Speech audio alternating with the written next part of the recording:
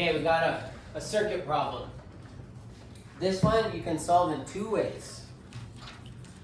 And so there's a conceptual way where you find the total resistance, and then we use that to get our current, because we only have one voltage source in this. So you can kind of do it the easy way, conceptual way. Or we can do loop law and junction law and solve for our variables that way. And if you really want the easy way, you do the NASA thing and you put it into your graphing calculator to poof see the answers, which I'm okay with you doing. Okay, let's do it the kind of simple conceptual way first. So if we redraw this to give our minds a little bit of, okay, this is parallel. What's the resistance here? This is 3 ohms. Oh, they're making the pens like way less dark now. I only put 1 here, but this is the junction where we split into 3 separate branches. So that's here, and we have 1, 2, 3. So why did I only write 1 resistor in each branch? We're just going to add them together. So how much is the top one, would you say? I would say it's, do you want to make this one the top one or that one the top one? This one? No. Yeah? You'd say this one? Oh, you'd say this one. I made it this one. I was like turning it this way and making it top. But it doesn't really matter. I'm going with Sahan today. This is 9 ohms. This is 4 ohms. And Lucas, what's the bottom one? The bottom one, I got 9. 11. Good. So this is 11 over here. And now we have this parallel with 3 branches. How do we find the overall resistance in a parallel? We do the 1 over thing, right? So we say for parallel, 1 over equivalent resistance is 1 over R1 plus 1 over R2 plus da-da-da, and you can make as many as you want. So we have 3 of them. The quick way to do this is on your calculator. You can do it with fractions, but these fractions, it's 11, so it's like 9, 4, and 11, it's going to be ugly.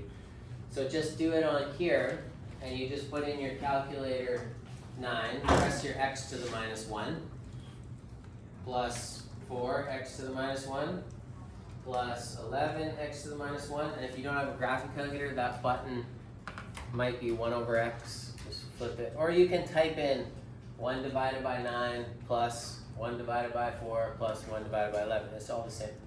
Now you're going to equal that and you're going to get 0.45. But that's not the total resistance. Why? We got to flip it one more time because you're finding this. So you hit the x to the minus 1 from your answer, and you get 2.21 or so. So for all of your parallel branch, all of this has a resistance of 2.21 ohms. Okay. Why is it useful that we find that? So now it's kind of like we just have 2 resistors in series, right? So if we just added 2 to the 3, our total resistance for the whole circuit is just 5.21.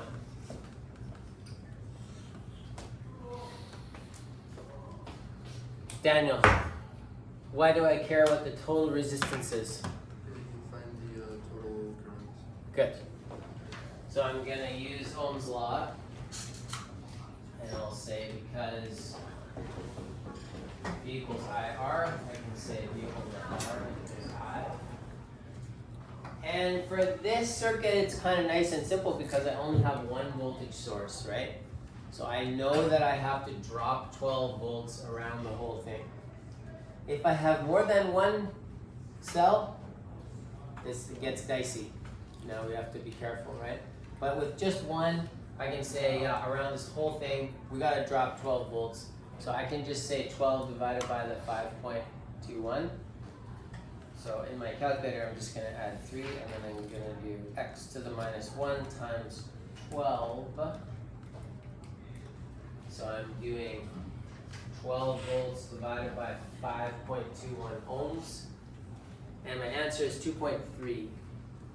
How many of you got a total current of 2.3 volts? Okay, quite a few hands, so that's great. Does that mean that the current is 2.3 amps all the way around? Where is it 2.3 amps? Just here, right? In the part that's not split up. So if we call this I1, that is equal to 2.3 amps. And I got that from doing 12 divided by our total resistance. It kind of, in a way, is 2.3 amps all the way around, right? But it's just not 2.3 here. Why is it not in this branch? Yeah, because it's just split up. What would you say is 2.3 here? Good. Yeah, if you add all these currents, it's still 2.3. It's just been separated for a time. Okay, so if we say this is coming around here, we've got 2.3 amps. What's our next step? We're kind of looking for the currents in here. We don't know how much it splits up. What's our next step to do? NASA, what do you think? I think first we find the voltage after the first resistor, and then since the voltage is, and the parallels are going to be the same for either. Excellent. Favor about you guys are all quiet today. It's like a sunny day on Thursday. Yes, you're absolutely right, NASA. This, because anytime you have two numbers, add a resistor or a cell or whatever, you can find the third one, right? So you might as well do that right away. And then knowing the voltage here will allow us to find out how much voltage is left to drop, and we'll know that that all has to be dropped in here. Okay, so we do 3 times 2.3, because V equals IR. We get about 6.9, so this is, I'll do this in, here it is. So because V equals IR, now over there, I use V equals IR for the whole circuit. Here I can do it just for this resistor. And I just do my current times my resistance, and I get 6.9 volts there. What does that mean? Kiana, say that again? Exactly. So going through this resistor, it's a 3 ohm resistor. I have 2.3 amps of current, so 2.3 trucks per second. And they're dropping out of the back 6.9 volts at this resistor. Alan, do my trucks have any voltage left? I started with 12. I've dropped off 6.9. Do I have any left? Okay. Callum, how am I going to figure out how much I have left? 12 minus 6.9. Exactly. So we're going to do, I just do times by -1, and then I add 12. And I have 5.09 volts left. Does that get split in the 3? Anna's shaking her head. What do you think, Daniel Lee? Am I dropping the same amount of voltage in each one? Yeah, that's good. So this is going to be 5.09 volts. This is going to be 5.09 volts. And this is going to be 5.09 volts. Okay. Why is that the same? So, huh? They're parallel. So we know the rule. Parallel strands, you have to drop the same amount of voltage. But why is that? What's the reason for that?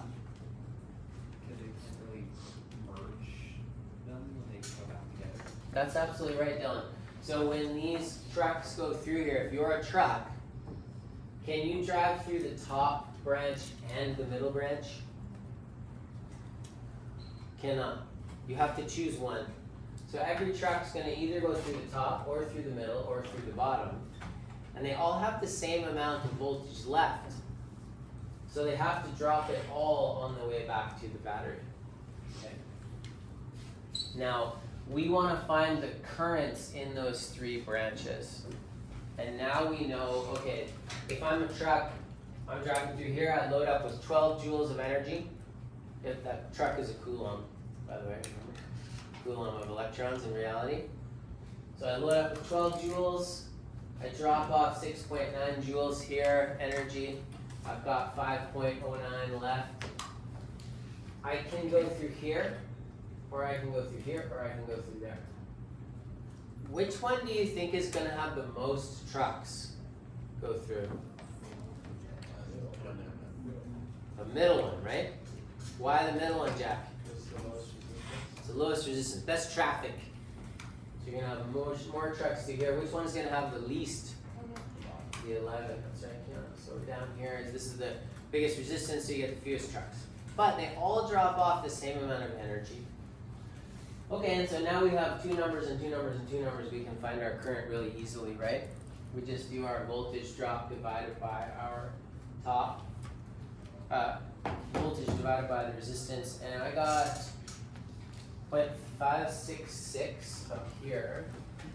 So this is 0.566 amps. And the middle one is 1.27 amps. 1.27 amps. And the bottom one is 0.463 amps. That's 4. If you add those all up, what do they add up to? Good. They're all going to add up to 2.3. So we've just taken our main current, our 2.3, and we've just split them based on how good or bad the traffic is in those resistances. Barnum, good morning. Good morning. Okay, so now we have voltages, we have currents, we have all this stuff. Now, of course, the currents here are going to be split, right? So I know in this branch I dropped 5.09. But that voltage drop is going to be split between here and here, right? But now we know the current, because the current does not change. So you could say I1 is 2.3 going this way, and you could say if you wanted to, I2 goes that way. That's going to be 0.463. This is going to be messy. And I3 might go down like that, and that's going to be 1.27. And then I4 might be around here, and that's going to be 0.566. I didn't give you nice numbers this time. So we have 4 different currents, and then they all come back together again, and then you're in I1 again. Okay. If we wanted to find the individual voltage drops here, we could just do this current times that resistor, and you're going to get a voltage drop here, and times this one, you get the voltage drop there. Okay, so that's everything, right? Now let's go back and say, well, imagine we couldn't do that. Maybe we have multiple sources. I throw in a cell here, here, wherever. And we got to do it the loop and the junction law way. Let's do some formulas. Do you want to do loop first or junction first? Loop? Let's do loops.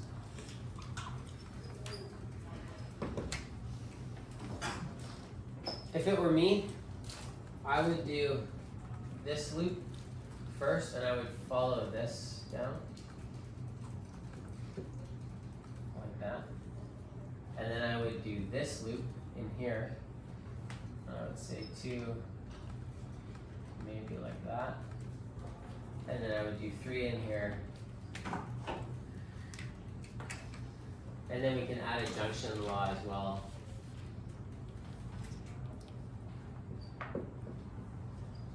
Maybe right there. Okay, so if you're gonna do the loop laws, it's simple. We say one, we're gonna go clockwise. You don't have to go clockwise, but you have to choose the direction of your currents. In loop one, everything is in line with the direction of the loop. Okay, this current's coming down, loop's going clockwise, so everything's chill. Tell me what to write here for loop one.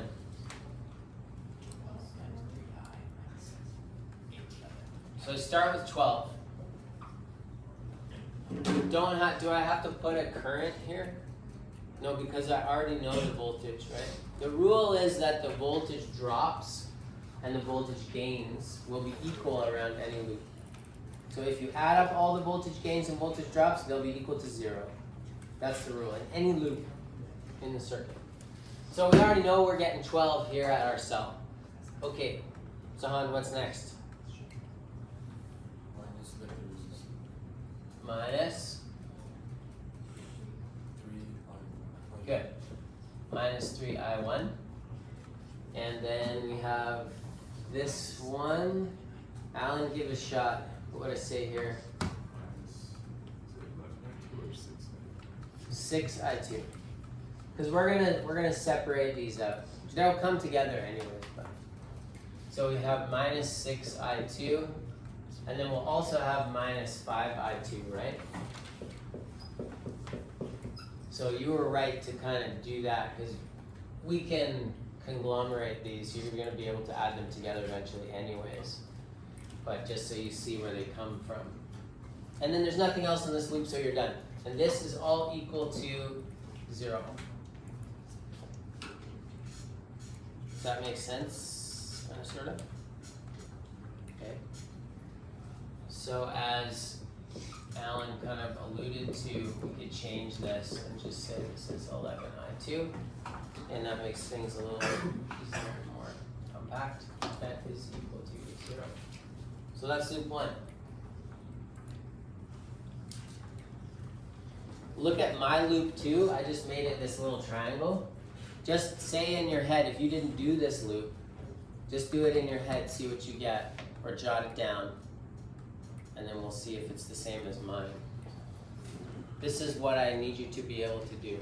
I don't need you to solve the equation at the end, but I need you to be able to write in the values around any loop.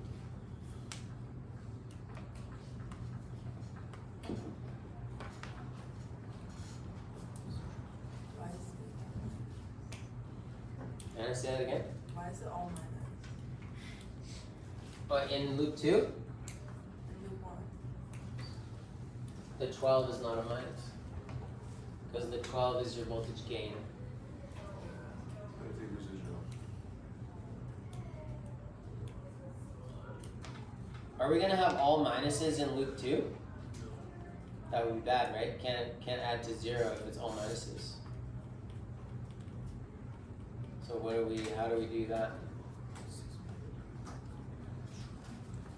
Where do you want to start? At the bottom of the triangle or the top? Okay, let's start at the top and go this way. I3 I said was going down. We can't change that. That's in line with my loop, right?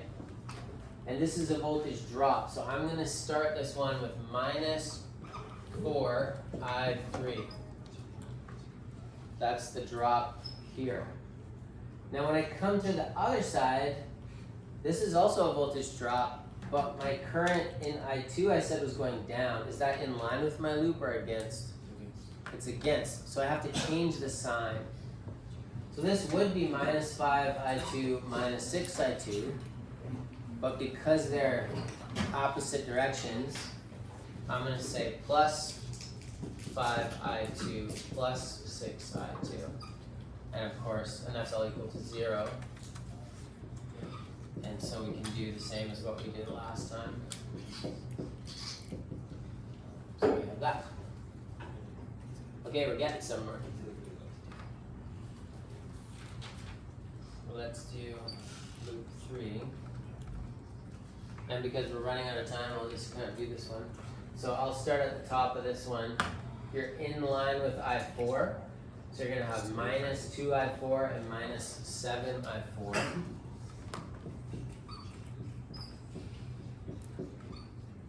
And then the I3 is in opposite direction of my loop because I'm doing my loop clockwise. So I'm going to have to say plus 4I3. That has to equal 0. And again, we can kind of conglomerate.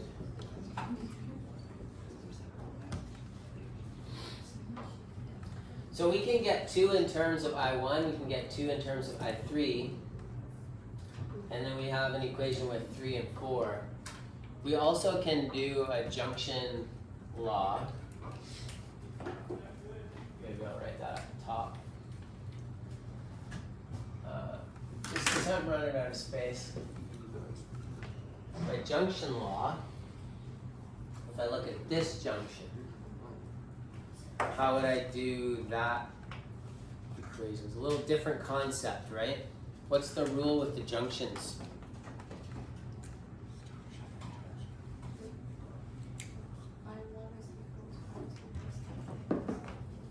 Yeah, the rule with junctions is that all the currents coming into the junction have to equal all the currents going out of the junction.